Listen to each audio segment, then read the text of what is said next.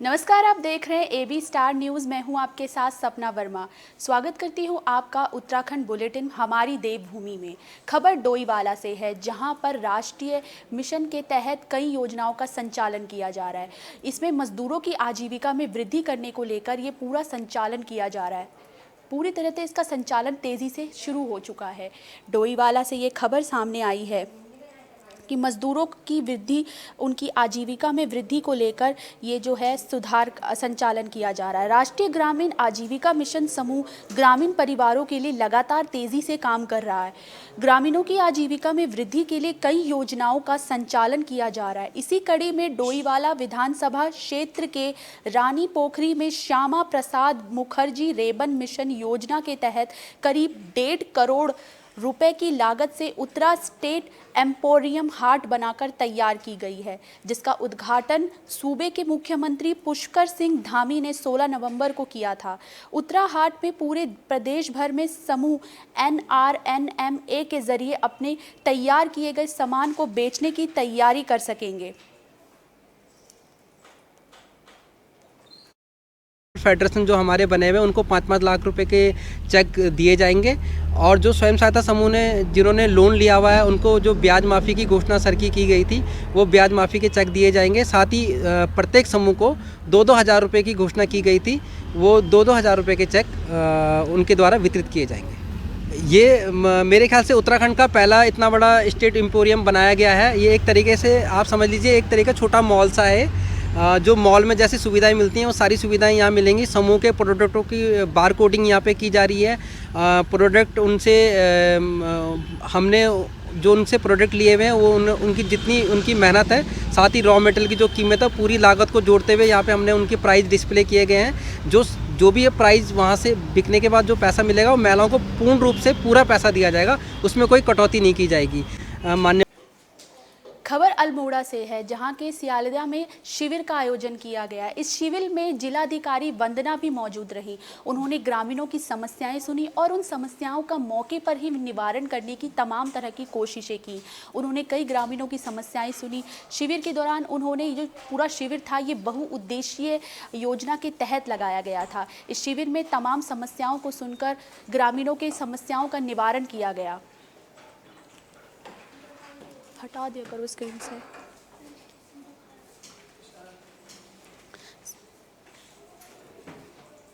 समस्याओं का तेज़ी से निवारण किया गया और विकास खंड सियालदा में इस शिविर का आयोजन किया गया। जिलाधिकारी ने समस्याओं का तेज़ी से निवारण करने हेतु तमाम तरह से ग्रामीणों की समस्याएं सुनी। कई समस्याओं को मौके पर ही हल करने की कोशिशें की गई। इस शिविर में वंदना सिंह के अलावा विधायक महेश जीना, मुख्य विकास अधिकारी नवनीत पांडे, ब्लॉक प्रमुख सियालदे करिश्मा टमटा भी मौजूद रहे। दीप प्रज्वलित कर शिविर का शुभारंभ किया गया।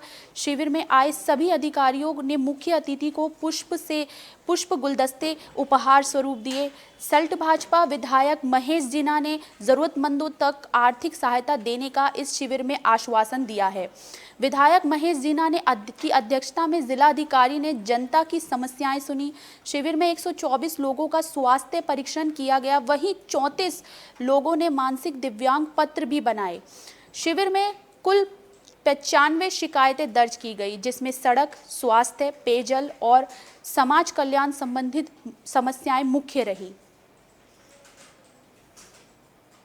सालदे ब्लॉक में बहुत दिन से शिविर लगा है। इसमें काफ़ी जो है मेडिकल से उसकी प्रॉब्लम्स वालों का सर्टिफिकेट बना, प्रमाण पत्र, लेकिन फिर भी काफ़ी सारे लोगों का रह गया।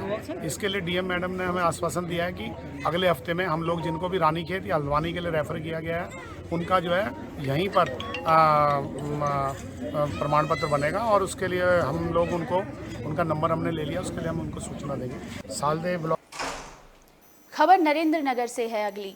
कर्णप्रयाग के पास जो नरेंद्र नगर है वहां पर रेल लाइन की समस्या को लेकर इन दिनों समस्याएं तेजी से उत्पन्न हो रही है। इसको लेकर जो है वहां के जो मेन अधिकारी हैं उन्होंने इसको लेकर अपना पक्ष रखा है और साथ ही साथ उन्होंने इस समस्या को हल करने की तमाम तरीके की कोशिशें की है। कर्णप्रयाग रेलवे लाइन निर्माण को लेकर नरेंद्र नगर के उप जिला अधिकारी देवेंद्र सिंह नेगी की मध्यस्थता में रेल विकास निगम और नवयुवा कंस्ट्रक्शन कंपनियों की बैठक बैठक का आयोजन तेजी से किया गया। इस बैठक के दौरान रेल लाइन निर्माण से उत्पन्न समस्याओं के निवारण को लेकर चर्चा की गई। ये बैठक कांग्रेस के नेता और पूर्व कैबिनेट मंत्री प्रसाद मैथानी और नरेंद्र नगर कांग्रेस कमेटी की पहल पर की गई। बैठक में स्थानीय बेरोजगारों को योग्यता अनुसार रोजगार देने, क्षतिग्रस्त परिसंपत्तियों का पुनर्निर्माण, भूमि अधिग्रहण के विवादों को निस्तारित करने की मांग दोहराई गई और जल्द से जल्द इनका निवारण किया गया।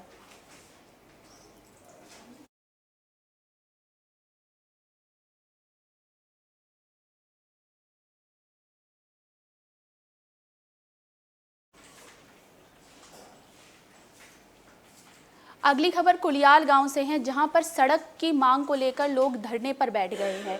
कांग्रेस के प्रवक्ता भी इसको लेकर धरने पर बैठ गए। तमाम कांग्रेसी, जो दर्जनों कांग्रेसी हैं, वो इस समस्या को लेकर धरना प्रदर्शन तेजी से कर रहे हैं। धरना प्रदर्शन जोरों से यहां पर चल रहा है। सड़क की मांगों को लेकर पिछले 6 दिनों से कुड़ियाल गांव के ग्रामीण धरना प्रदर्शन कर रहे हैं, जिसको लेकर धरना स्थल पर पहुंचे नेता प्रतिपक्ष प्रीतम सिंह ने ग्रामीणों को समर्थन दिया। उन्होंने ग्रामीणों की आवाज़ को बुलंद करने की बात कही। आपकी जानकारी के लिए बता दें कि ग्रामीणों की मांग है कि एयरपोर्ट हाईवे से मात्र 800 मीटर की दूरी पर कुड़ियाल गांव है और सड़क न होने की वजह से हाईवे तक पहुंचने में ग्रामीणों को लंबी दूरी तय करनी पड़ती है। इस रास्ते पर हमेशा जंगली जानवरों का भी खतरा रहता है। रास्ता कच्चा होने की वजह से कई लोग गिरकर घायल भी हो चुके हैं। इन्हीं समस्याओं को लेकर ग्रामीण सड़क बनाए जाने की मांग पर अड़े हुए हैं। हमारी जो मुख्य मांग है कि जो हमारी सरकार हमारी ये दोनों सड़कें बना दे और एक 800 मीटर एक किलोमीटर दोनों सड़कें बना दे, हमारा धरना कल ही ख़त्म। अगर सरकार ये धरने को ख़त्म कराना चाहती है तो सरकार को जो है सड़कों का निर्माण करना ही पड़ेगा, अन्यथा जो है ग्रामीण यहाँ पर ऐसे ही डटे रहेंगे। यही वो है, अगर रोड नहीं तो वोट नहीं। अभी तक तो हमारा यही है, अगर सड़क नहीं बनती तो ग्रामीण जो है उसके लिए भी बाध्य होंगे। द्वेषपूर्ण तरीके से सड़क निर्माण को रोका है, उसके विरोध में ग्रामीण धरने पर बैठे हैं और कांग्रेस के हम सभी लोग ग्रामीणों के साथ खड़े हैं। इनके संघर्ष में हम इनके साथ सम्मिलित हैं और हम सरकार से भी कहना चाहते हैं कि सरकार तत्काल प्रभाव से जो स्वीकृत सड़कें हैं उनका डामरीकरण करने का काम करे ताकि ग्रामीणों को सुविधा उपलब्ध हो सके। और अगर सरकार ने यही रुख अख्तियार रखा तो आज ग्रामीण धरने पर है, कल कांग्रेस के लोग, तमाम लोग हम धरना प्रदर्शन भी करेंगे और सदन में भी इस विषय को उठाने का। अगली खबर काशीपुर से है। काशीपुर के वार्ड नंबर 40 पर कांग्रेस का प्रदर्शन तेजी से बढ़ रहा है। इस प्रदर्शन की वजह सड़क किनारे कचरे को बताया गया है। कचरे की वजह से ये प्रदर्शन अपने आप में तूल पकड़ता जा रहा है। दरअसल इस पूरे प्रदर्शन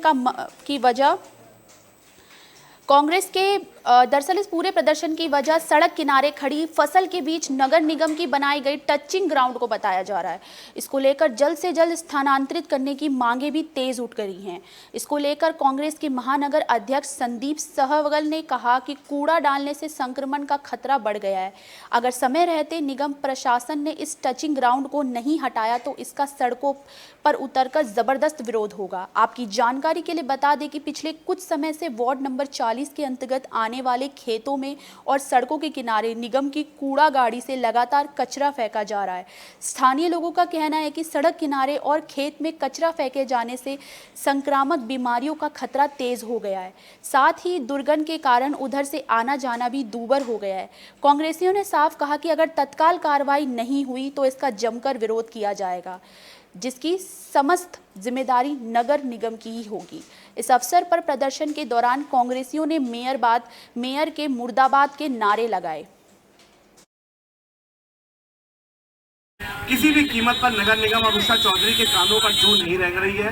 हम लोगों की ये मांग है कि हर कीमत पर तत्काल प्रभाव से उषा चौधरी जी आदेश पारित करें, पक्की सड़कों से, लोगों के डेरों के बाहर से, खड़ी फसलों के जो खेतों पर कूड़ा सड़ रहा है उनको तत्काल प्रभाव से हटाएं, जहां वहां पर बीमारी फैलने का पूरी तरीके से खतरा है। सुप्रीम कोर्ट, हाई कोर्ट ने भी ये आदेश दे रखा है कि रिसाइकलिंग प्लांट अवश्य होना चाहिए। कूड़े का ढेर में जो टचिंग ग्राउंड है बाउंड्री होनी चाहिए, कूड़े का जो टचिंग ग्राउंड है वो कवर होना चाहिए। लेकिन किसी भी प्रकार का मानक नगर निगम के द्वारा पूरा नहीं किया गया, बल्कि और तानाशाहीपूर्ण रवैये से लोगों के खेतों में, डेरों के बाहर और पक्की सड़कों पर दोनों तरफ कूड़े का ढेर लगाया जा रहा है। यदि अभी भी नगर निगम में कानूनों में जो नहीं रहेंगी, कूड़े का ढेर लोगों के डेरों पर, खड़ी फसलों पर, सड़कों के ऊपर से नहीं हटाया गया, तो निश्चित रूप से हमें इसको अपने आंदोलन को और सड़कों पर लेकर जाना पड़ेगा। हम बहुत जल्दी 2-3 दिन के अंदर यदि इनके इस कार्य को ये नहीं करते हैं तो हम नगर निगम में जाकर यहाँ पर भरपूर प्रदर्शन करेंगे। उषा चौधरी जी को इस बात के लिए मजबूर होना पड़ेगा। अगली खबर उत्तराखंड से है, जहां उत्तराखंड सरकार ने शहीदों के सम्मान में एक बड़ा फैसला लिया है। उन्होंने शहीदों के घर की मिट्टी का इस्तेमाल सैन्य धाम बनाने के लिए किया है। जी हां, सैन्य धाम बनाने के लिए। दरअसल ये फैसला उत्तराखंड सरकार के द्वारा लिया गया है, जिसको लेकर तमाम तरह से लोग भी सहमत नजर आ रहे हैं।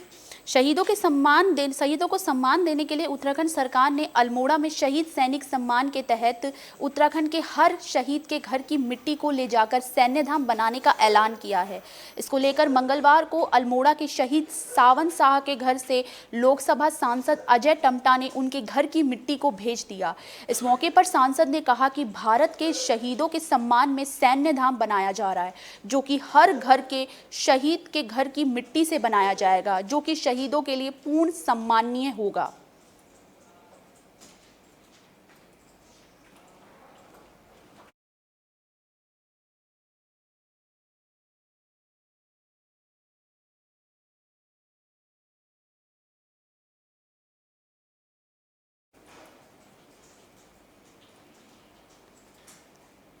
अपनी मांगों को लेकर धरने पे उतरी तमाम महिलाओं ने अपनी मांगों को लेकर तमाम तरह से धरने पर उतरी हैं। इसमें जो है उनका नेतृत्व किया है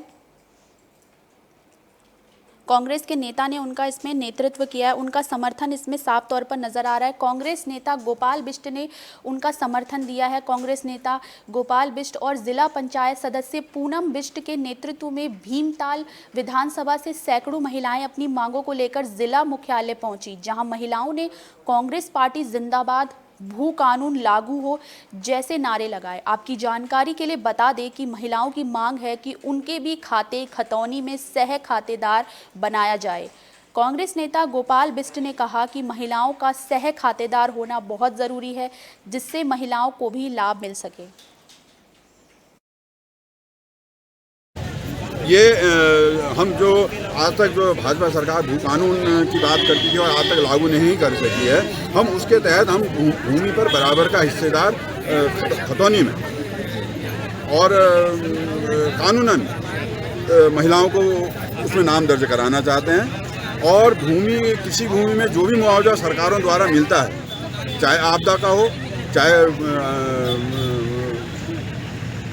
भूस्खलन का हो, सूखे का हो, वो मुआवजा महिलाओं को भी पुरुष के बराबर मिले। ये हमारा आज का मूल उद्देश्य है। अगर सरकार हमारी नहीं मानी जाए, अगर हमारी मांगे नहीं मानेंगी, 2022 का चुनाव आ रहा है। मैं एक कांग्रेस पार्टी का कार्यकर्ता हूँ, लेकिन मैं आपको ये दावे के साथ कह सकता हूँ कि हम कांग्रेस की सरकार के आने के बाद इस कानून को लागू करेंगे। और अगर कांग्रेस की सरकार ने भी लागू नहीं किया तो मैं इन तमाम महिलाओं को और इससे भी कहीं ज़्यादा संख्या में महिलाओं को लेकर देहरादून अगली खबर डोईवाला से है, जहां के ग्रामीण अपनी मांगों को लेकर पिछले 8 दिनों से धरने पर बैठे हैं। दरअसल अस्पताल की खस्ता हालत को लेकर ये मांग उठ रही है। अस्पताल के उच्चीकरण को लेकर ये पूरी जो मांग है ग्रामीणों की तूल पकड़ती हुई नजर आ रही है। ग्रामीण इन दिनों परेशान हैं और अपना धरना प्रदर्शन तेजी से जारी रखे हुए है।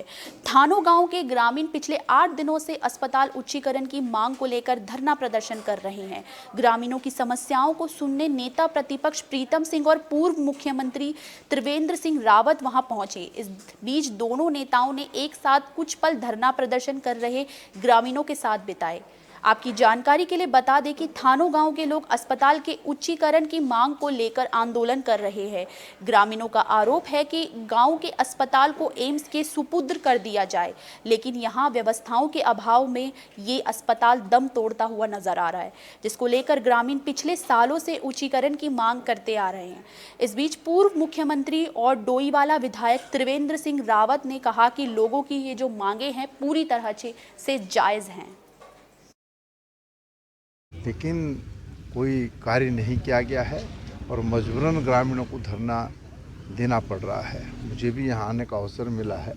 मैं माननीय मुख्यमंत्री जी से भी आग्रह करूँगा कि वो इस मांग को जो है पूरा करने का काम करे, और अगर सरकार नहीं मानी तो हमारे पास सदन में जो है इस विषय को उठाने के अतिरिक्त ग्रामीणों के साथ खड़े होने का ही एक रास्ता है।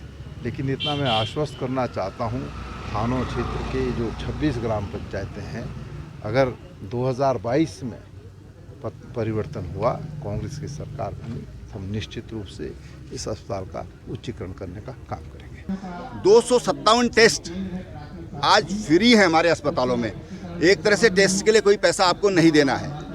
आयुष्मान भारत जैसी योजना और आयुष्मान उत्तराखंड योजना, जिसमें आज उत्तराखंड का हर परिवार आच्छादित है, तो ये कुछ चीज़ें हैं। अब उनकी डिमांड जायज़ है, मैं मानता हूँ कि उन लोगों को लगता है कि यहाँ पर होना चाहिए, लेकिन आखिर सरकार के कुछ मानक हैं जिसके आधार पर काम होता है। तो उसके लिए अगर कोई मानक में कोई शिथिलता करनी है तो हम उसके लिए लिखेंगे।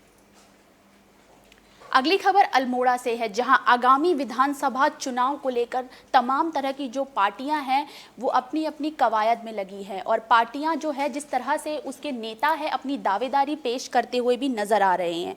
हर कोई अपने पार्टी का प्रचार प्रसार करने में तेज़ी से कर रहा है, और इसको लेकर विधानसभा चुनाव को लेकर तमाम तरह की जो पार्टियां हैं वो एक्शन मोड में नज़र आ रही हैं।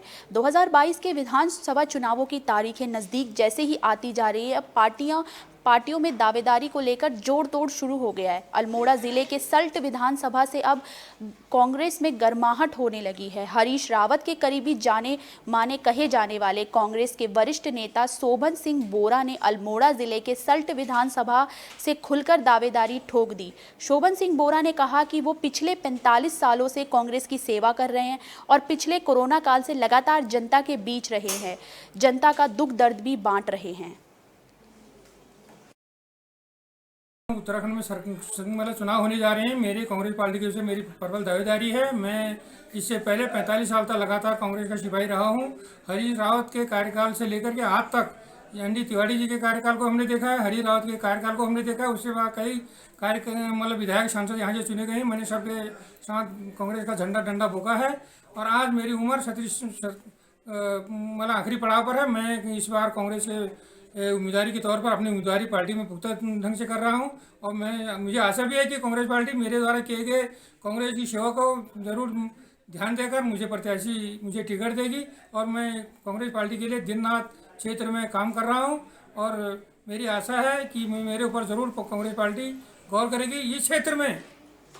हमारी देवभूमि में आज के लिए बस इतना ही। मुझे दीजिए इजाज़त। देश और दुनिया से जुड़ी तमाम खबरों के लिए देखते रहिए AB स्टार न्यूज़। शुक्रिया।